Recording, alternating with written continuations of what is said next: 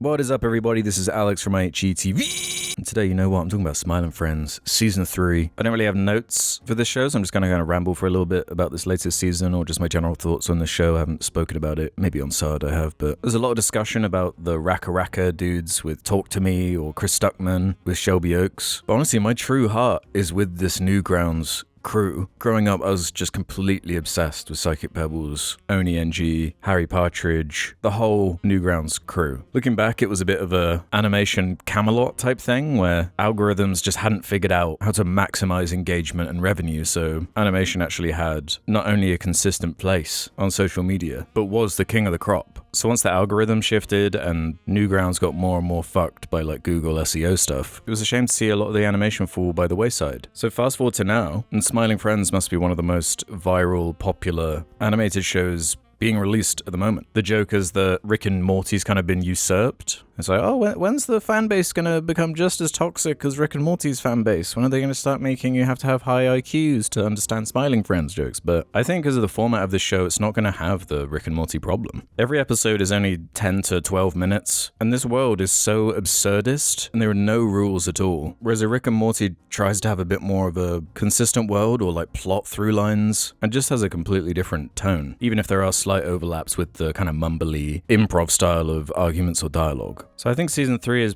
probably the best season so far. I think I've seen every episode twice because it's just so easily digestible with it being so short and so consistently funny. And as someone who is just so head over heels for the medium of animation, probably my favorite thing about this show is the mixed mediums, the character designs, the collaborations they have. I love, you got the Silly Samuel first episode that has this CG absurd character. You have live action elements in the second episode, claymation in this Mother Nature one and other episodes. It's so consistently creative and strange that as long as they keep that variety up, I could see this going for seasons and seasons and seasons without becoming a parody of itself. And on the note of the animation, I love that the more popular this show has gotten, the better the animation has become.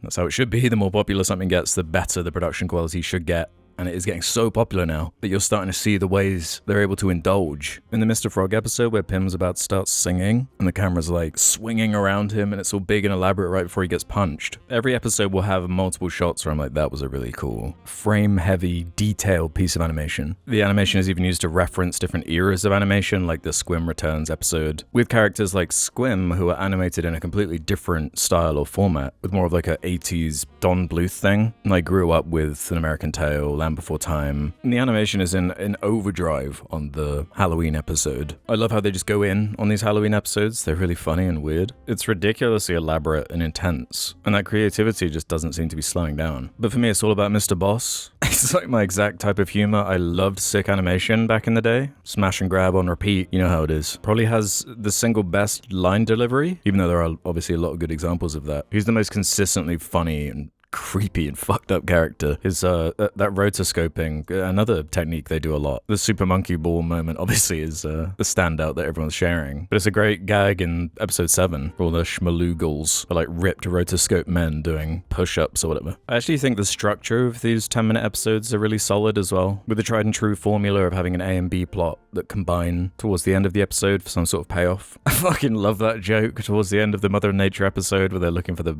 brown blur, they call it, or something. And the final joke just being like, oh man, I was joking. That was the inside of my asshole. I thought it was a colonoscopy picture. It's just so silly and unserious, and I think the design of these main 4 characters are perfect, because you couldn't really have a Mr. Boss type character as the lead. He's like the truffle that you just sprinkle a little bit on, and he steals the show whenever he's there, but you wouldn't want him to have necessarily an entire episode. I don't know, maybe we'll see that. But I like how Zach Hadel and Michael Cusack have this perfect split between these 4 characters, and they're all very distinct, have their own unique colors you associate with them, their own unique voices. It's just classic stuff. They'll go edgy with it too. They have to if it's like Newgrounds dudes. And so far it hasn't been in bad taste, I don't think at all. Even in the GLEP app, which ends with that joke with that random guy like saying Merry Christmas to everyone except that one group. People on Twitter are freaking out like, what? They're being offensive to a group. It's like, how fucking stupid are you people, man? How can a joke fly over your head like to such an insane degree? It's not even like complicated at all. So I feel like the show has a lot of life still left in it. As long as they're having fun and keeping the designs creative and weird and wacky and collaborating and flexing the animation, I don't really see how it could trip unless Zach Hadel and Michael Cusack just had enough of it at a certain point, which doesn't seem to be the case yet. They're like the biggest thing on Adult Swim, the most clipped and shared show of recent years, to be honest. Like all my algorithms are just full of memes and references to this. People thirsting over Kebab Charlie slapping his stomach, and it's getting weird, man. And yeah, we are on the border of it getting popular on a level where then you have to have the anti-Smiling Friends army form in the same way that happens to anything that gets particularly popular. But as long as the show doesn't flanderize itself or, become a parody of itself, I think we're in good hands, and I'd recommend this to anyone. But I think because of that super quick pace, manic, frantic kind of style, when like characters flip out and it's like 2 frames just being cut between each other really quickly and gives that funny effect. It's perfect for, TikTok brains, clipping 5-second jokes, or even just frames or close-ups of characters that make it rewarding to rewatch episodes because it's such a low commitment, just a 10-minute burst. And the amount of little secrets and Easter eggs and expressions that they hide in there are so funny. So yeah, I'm quite head over heels for this and can't wait to see more. Let me know your thoughts on Smiling Friends. Do you like it as much as me? Are you starting to fear the Rick and Morty effect? Let me know in the comments below. I'll see you on the next vid. Bye!